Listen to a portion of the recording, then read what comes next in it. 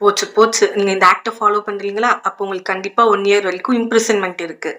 என்னன்னு தெரிஞ்சுக்க மறக்காம ஃபுல் ரீல பாருங்க. ஸோ இன்னைக்கு நம்ம வந்துட்டு ரைட் டூ ஈக்வாலிட்டி பத்திலாம் பேசப் போறோம். ரைட் டூ ஈக்வாலிட்டில ஆர்டிகிள் 14லேருந்து ஆர்டிகிள் 18 வரைக்கும் இந்தியன் கான்ஸ்டிடியூஷன்ல ரைட் டூ ஈக்வாலிட்டி பத்தி பேசியிருக்காங்க. So first article 14. ஆர்டிகிள் 14 வந்துட்டு equality before law.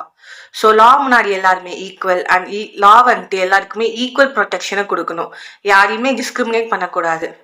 Next article வந்துட்டு article 15. Prohibition of discrimination based on race, sex, caste, religion and place of birth.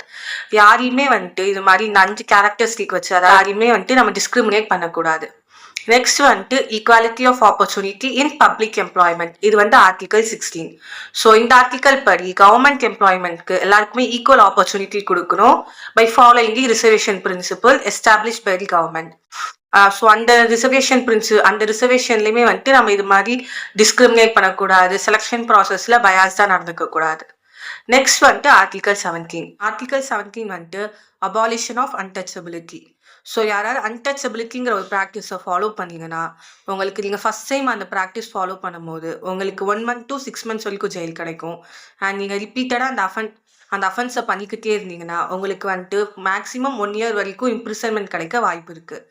இதுவே SC ST atrocities ஆக்ட்ல உங்க மேலே case file பண்ணா maximum 5 years வரைக்குமே உங்களுக்கு இம்ப்ரிசன்மெண்ட் கிடைக்க வாய்ப்பு இருக்கு.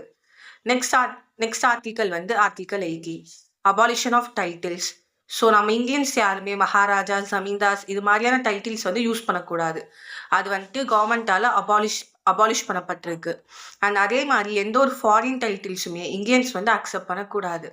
அது வந்துட்டு லாஃபுல் கிடையாது.